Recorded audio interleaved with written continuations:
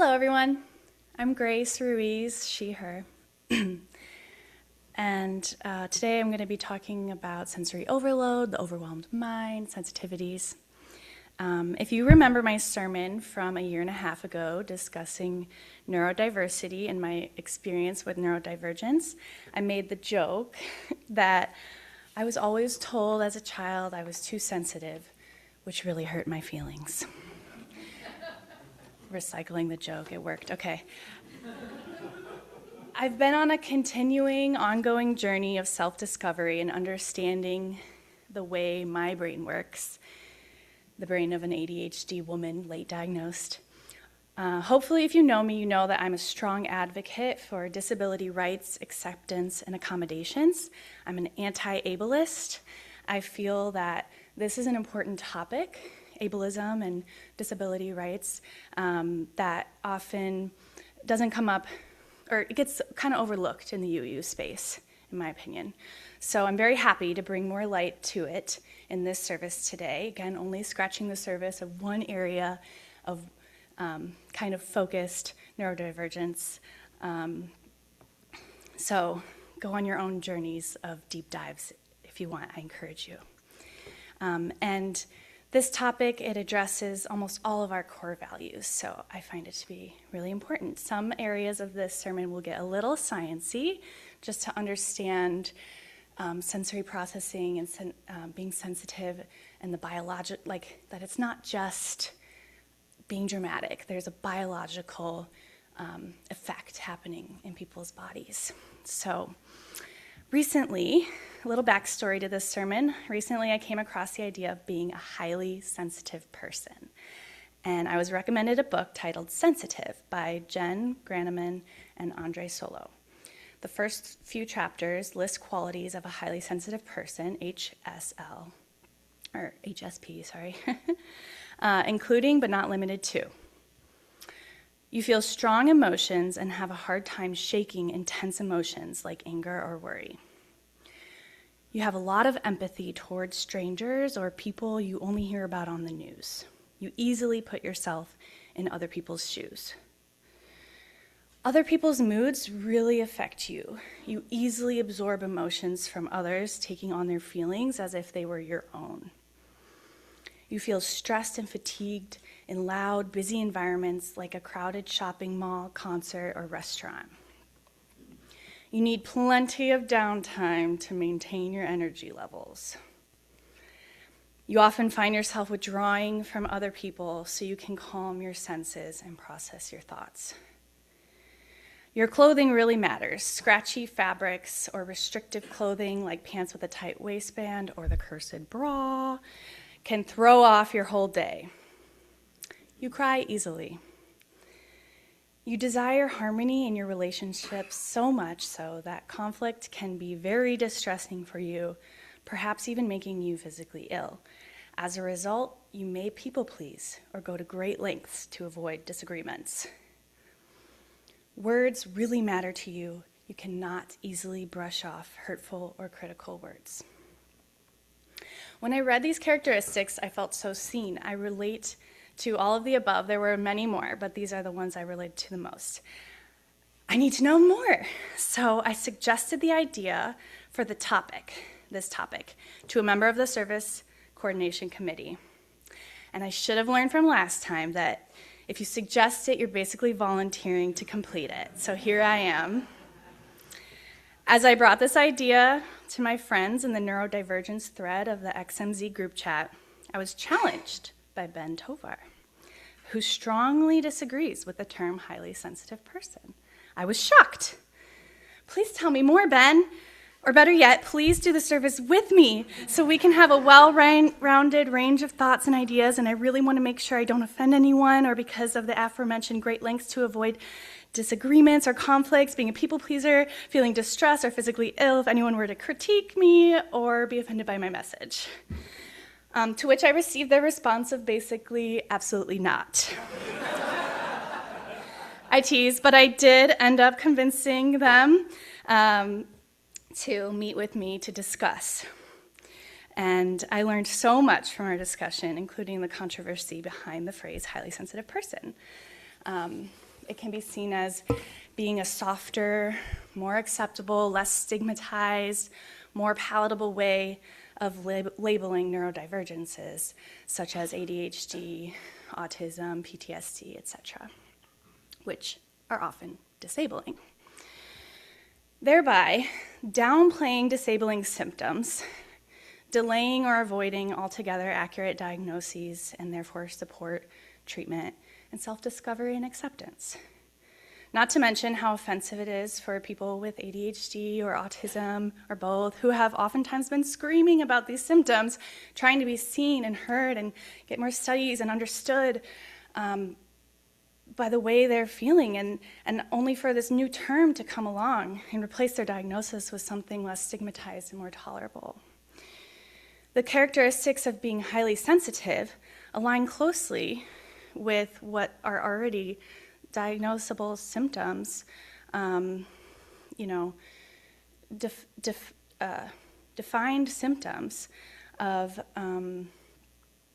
different neurodivergences, such as rejection sensitivity dysphoria, misophonia, hyperacusis, tactile defensiveness, misokinesia, sensory processing disorder, etc. Many of these symptoms are common in people with ADHD, autism, PTSD, all kinds of neurodivergences. I can see how this term feels ableist and degrading, no matter how well-intentioned its creators or researchers might have been. But maybe it's a little gateway into discovering their neurodivergence. So there I am. I had just agreed to do a sermon about something I'm now starting to wonder is totally ableist, which is totally not my thing. So thanks, Ben. But I teased, but in all seriousness, we worked together on how we could still address this topic that I feel passionate about, while also incorporating sensory processing issues, which they feel passionate about, and title it Sensory Overload. So with that, I should note that Ben contributed the majority of the remainder of the sermon. So we will start his section with a story. A put yourself in these shoes stories, the threshold of a restaurant. We enter a restaurant and are immediately greeted by the low-frequency vibration radiating from the overhead electric lights, noise coming from the kitchen, lots of conversational chatter. While most people quickly adjust to the hum of background noise, we cannot filter it, and the conversations from every surrounding table remain at the same volume as the person sitting directly in front of us. We attempt to read the menu, but the bright fluorescent lighting reflects off the glossed paper, creating a visual glare that makes the text swim, while the noises make it impossible to focus. As our companions look on us expectantly, the waiter asks for your order, but the cascade of sensory stimuli has already exhausted our capacity to respond. We might yell our response because we can no longer hear our own voice and get shushed, or we withdraw into a freeze state, unable to communicate at all, while we feel others judging us for wasting their time or just judging us for, being weird. It feels as if we are not able to perceive anything, but on the contrary, we're perceiving everything simultaneously and are completely system overwhelmed. So, the biological basis behind this sensory gating. To understand why our nervous systems reach this state, we must look at the biological mechanism of sensory gating.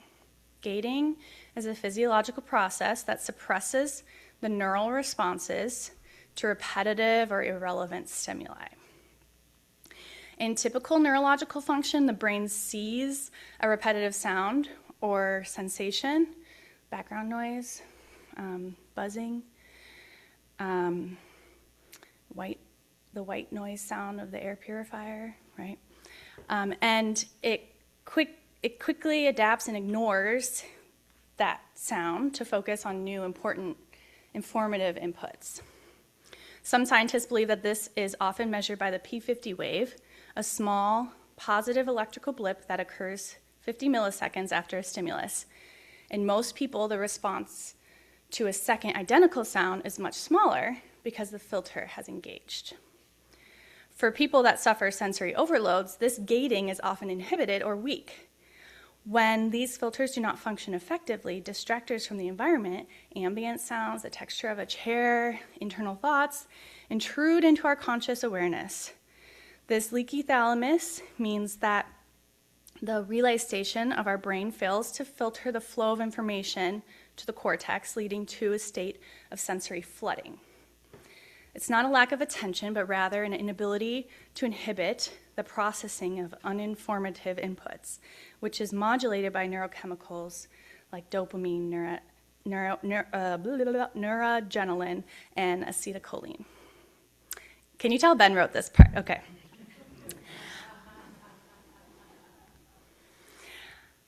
We view these differences through the lens of neurodiversity, recognizing them as naturally occurring variations of human neurology. Sensory overload is a common experience across several neurotypes. Autism spectrum disorder, ASD, we may have an overabundance of local neural connections and fewer global ones, creating information islands.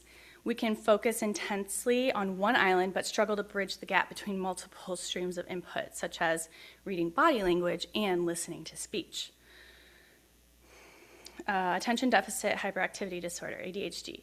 We often have a reduced capacity to subconsciously filter irrelevant stimuli from our sensory memory, making every passing thought or noise a potential distraction.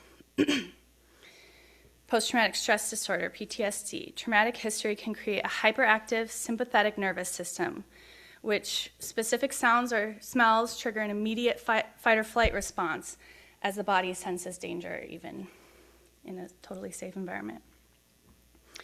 HSP, the highly sensitive person, processes information more deeply and are acutely aware of subtle changes in surroundings.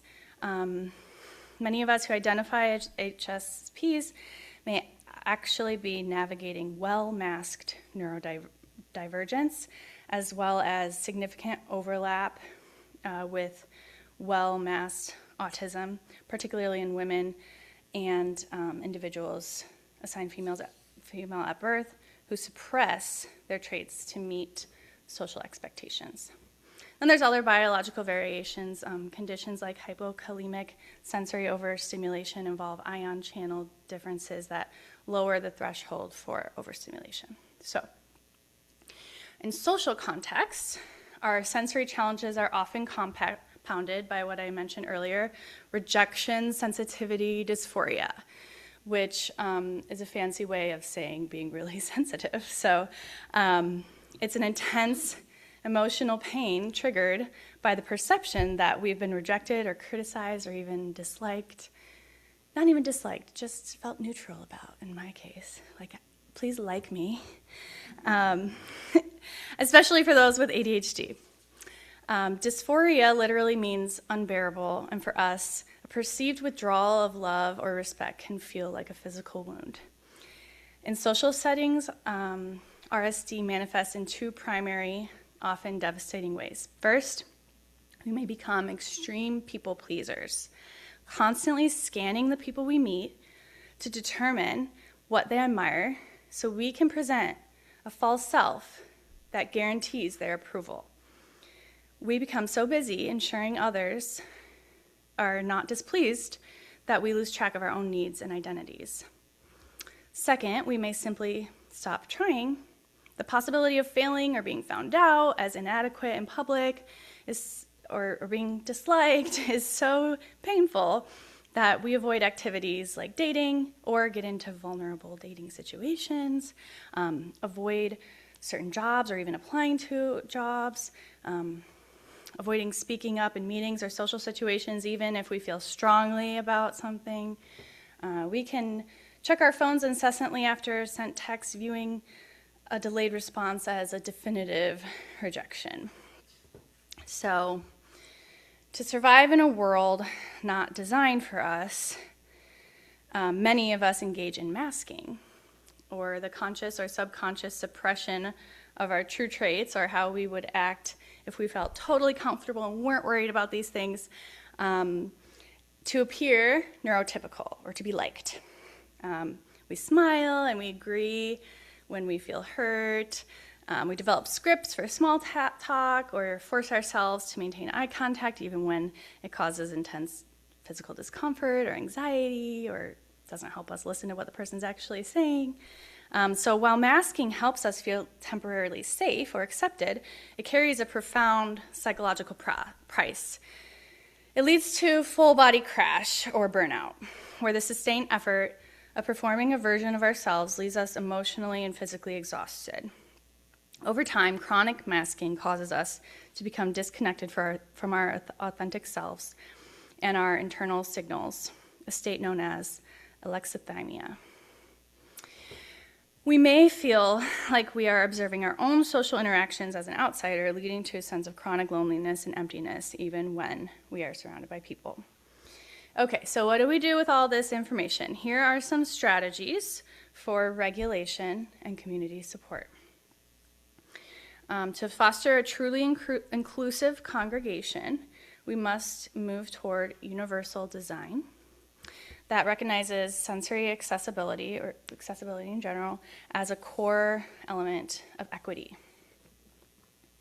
Some individual tools that people who experience these sensory issues, you might find relief with noise-canceling headphones, tinted lenses to reduce the intensity of the environment, 3-3-3 breathing, sensory grounding practices like running hands under hot water, ice baths or face dunks, using weighted deep pressure input to signal the nervous systems that you're safe.